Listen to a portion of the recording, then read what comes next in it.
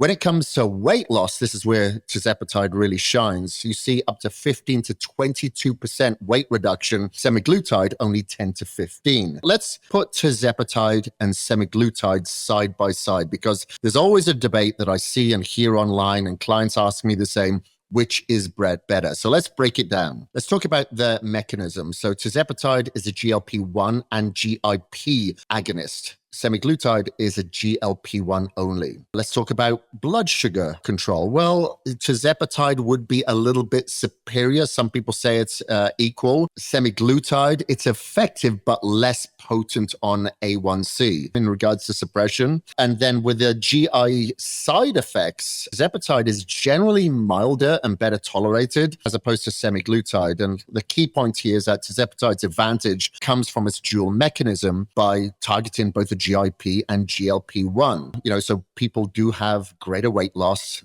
for many anyway, and fewer side effects.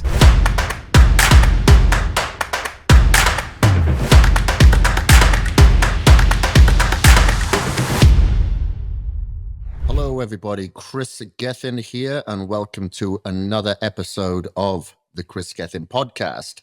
So, backed by popular demand, we are talking about GLPs yet again. Last week, we spoke about the typical and most popular GLP-1s, which is like your semaglutide, your Ozempics.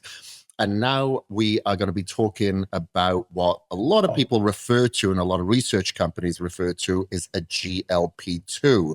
It's not necessarily a typical GLP-2. It is a GLP-1. However, it does have a GIP agonist to it as well, which a lot of people then do refer this as a GLP-2, or otherwise known as tirzepatide or Mounjaro. So whether you've heard about this from your doctor, a friend, or on the news, we'll walk through how it works, its potential, the downsides, how it stacks up against rivals like semaglutide, and the next generation drug, retatrutide, which a lot of people call a GLP-3. And I'll be talking about that in next week's podcast. So we'll also discuss why, even with these advanced therapies, good old-fashioned diet and exercise remain crucial, whether you're on these drugs or not. So get comfortable, because we are going to be packing this with facts, stories, and advice. So let's begin. So let's talk about the science of tirzepatide. It's a prescription injectable medication sold under the brand name Mounjaro. It was first approved by the FDA in 2022, so not that long ago, for adults with type 2 diabetes. Since then, it's gained traction for weight management as well. And it's delivered as a weekly subcutaneous injection, usually given in the abdomen, the thigh, upper arm, or whatever. Some people actually microdose it, so they'll take less of that dose, but more frequently. And it's a synthetic polypeptide. So it's a tiny protein modified so it survives in your body longer, giving you sustained effects from once weekly dosing. But like I said, some people, I think, are faster metabolizers and they just do a microdose more frequently. So how does it work? So it activates two key hormone receptors. And this, again, is why a lot of people and research companies will refer to it as a GLP-2, so they can distinguish it from your GLP-1s like your semaglutide or your GLP-3s like your retatrutide. So GLP-1 is a glucagon-like peptide 1, and then your GIP is your glucose-dependent insulinotropic polypeptide. And these hormones are released naturally in the gut after you eat, signaling your pancreas to release insulin and reduce your blood sugar. So God, let me spit it out. It increases insulin secretion after meals, which lower your blood sugar levels. It also reduces your appetite and slows the stomach emptying, helping you feel fuller, longer, and eating less. And there is, the low blood sugar risk is generally low unless combined with other diabetes medications. And that could be something, along the lines of what you're actually prescribed, or it could be a metformin. So tirzepatide does prefer the GIP receptor, which may explain its impressive ability to reduce weight and regulate your metabolism as well. So Let's talk about the blood sugar control. It was originally approved for type 2 diabetes because it's incredibly effective at lowering A1C, which is a marker for long-term blood sugar control. And many patients achieve near normal blood sugar on Mounjaro even after other medications have failed. The most dramatic, I'd say, the results that people are seeing is that with tirzepatide, patients are losing like 15 to 22% of their starting body weight over the course of a year. And this rivals or exceeds results from earlier medications that many users see as life-changing results from your typical like GLP-1s, such as your semaglutide. So, the weight loss usually coincides with improvements in blood pressure, cholesterol, and even markers of liver and kidney health.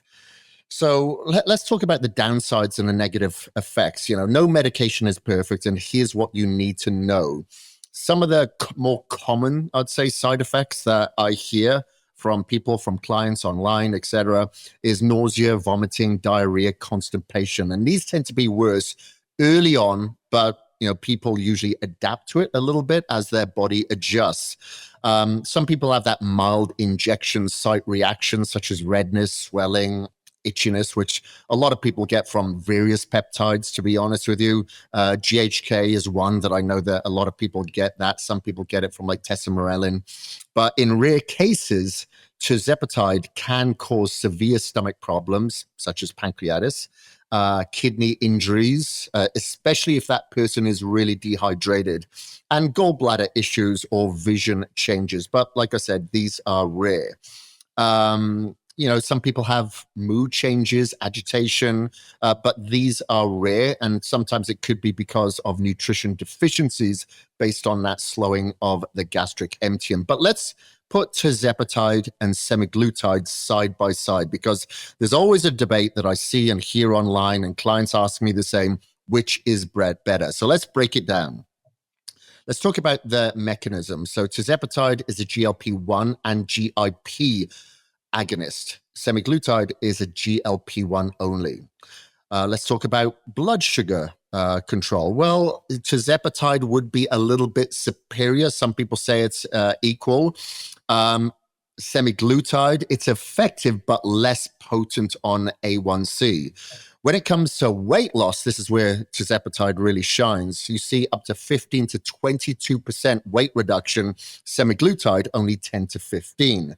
Dosing is weekly injection, and again, semaglutide is weekly, but I've seen people microdose on both.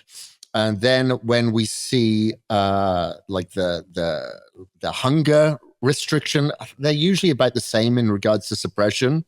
And then with the GI side effects, tirzepatide is generally milder and better tolerated as opposed to semaglutide. And the key point here is that tirzepatide's advantage comes from its dual mechanism by targeting both the GIP and GLP-1. So people do have greater weight loss, for many anyway, and fewer side effects. And why would retatrutide then be the future? So I'm going to talk about this a lot more in depth in next week's episode. But there's a lot of people that I see on retatrutide. Quite a few of my clients are as well, as opposed to the GLP-1s, such as your semaglutide. But retatrutide is a triple agonist. So it's a GLP-1, it's a GIP, and it's a glucagon receptor. So in clinical trials, retatrutide produced even greater fat loss, up to 24% of body weight in less than a year, outpacing even tirzepatide. And some of those additional benefits are improvements in metabolism, kidney function.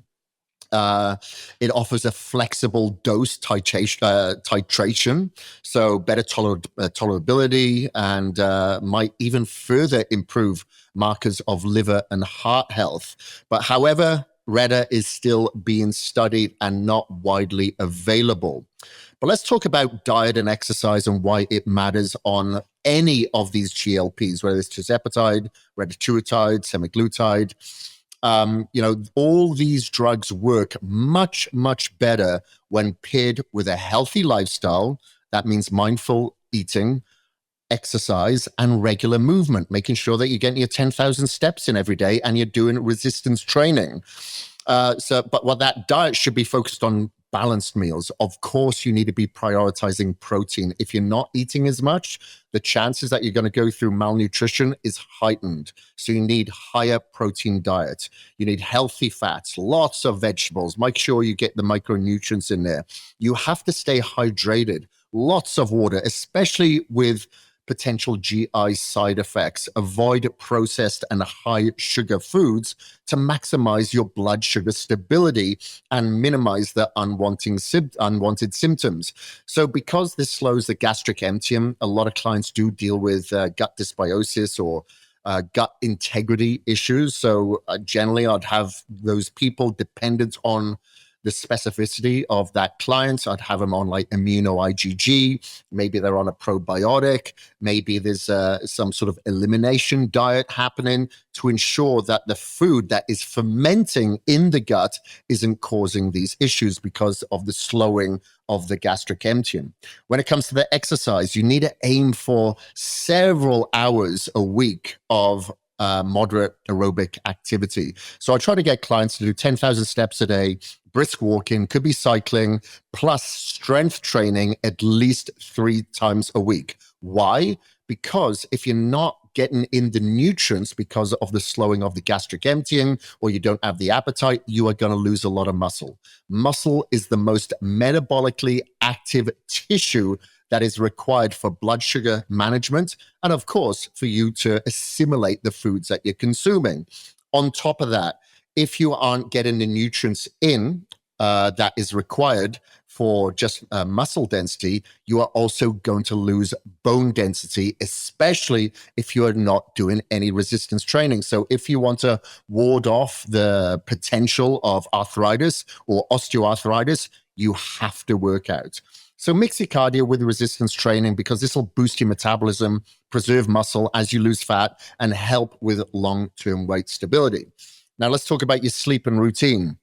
Don't ignore sleep. You need 7 to 9 hours every night because this is crucial for the metabolism and hunger regulation. So if a lot of clients are, they got cravings, they really want to eat sugary foods or salty foods, the chances are it's because they're tired. If the brain is tired, it doesn't make correct decisions. So if you have decision-making fatigue because you haven't had enough sleep, the chances of you making bad decisions is heightened. And of course, you're not going to have the enthusiasm or motivation to work out or get your cardio in. So I always have clients to go to bed early and get about 7 to 9 hours sleep. The reason why I say early is because the longer that your cortisol levels are up in the evening when they should be at their lowest, the chances of catabolism, so loss of muscle, and the chances of insulin resistance is heightened.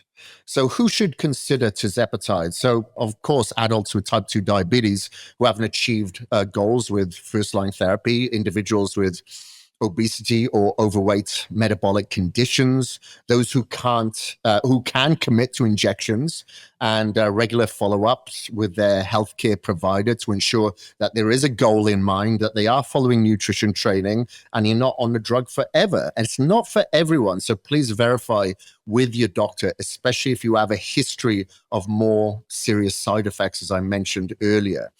So let's talk about some testimonials of patients or people who've succeeded with Mounjaro. So there's a friend of mine, his name's Pete. I'm not going to mention his last name. He could be listening to this, but I've known Pete for many, many years. He's always been, over 300 pounds. He's a bodybuilding fanatic, actually, would you believe? He's always at the bodybuilding shows. We meet up. He's a good friend, great guy. And he's always struggled with his weight. He has been on Mounjaro for less than a year. The amount of weight that this person has lost is unbelievable. He's about 170 pounds now, but he has packed on a decent amount of muscle. And he just texted me the other day with his most recent picture to say, I have never been this vascular in my life. So not only has he lost the body fat, he's put on a decent amount of muscle. In the beginning, he was very, very tired because, of course, his appetite has gone from big to a lot less. But then he started doing more of a microdose and then having the enthusiasm to work out. It worked for him in the beginning where it took him a while to gain the discipline, but then he applied the discipline and now he's looking absolutely phenomenal, you know? So it can be a game changer, but it's not a miracle on its own, just like any supplement. You know, I'm not going to say take a pre-workout and not work out. You have to work out if you want that pre-workout to work. It's the same with these drugs. It's a powerful tool for weight loss and blood sugar control, which I believe tirzepatide outpaces things like semaglutide. But remember, I'm not a doctor. I'm not a physician. So, you know, don't quote me on that. This is just my personal opinion. The future could even be brighter with Retta, and it promises even more great outcomes. But always, medications are support, not a substitute for a healthy lifestyle. So talk to your healthcare provider. Use these medications responsibly. And remember, sustainable change comes when modern science and timely, healthy habits meet. So thank you very much for listening to today's podcast. If you want to share this with anybody, please do. And please do leave a comment, or, you know, I'd love to have a testimonial within the platform that you're listening to. It helps us keep the lights on. But come back next week when we will be talking about retatrutide. If you would like to apply to have me as your one-on-one online coach, you can send me a direct message on Instagram or just leave a comment and I'll get back to you. Thank you very much. Until next week, we are out.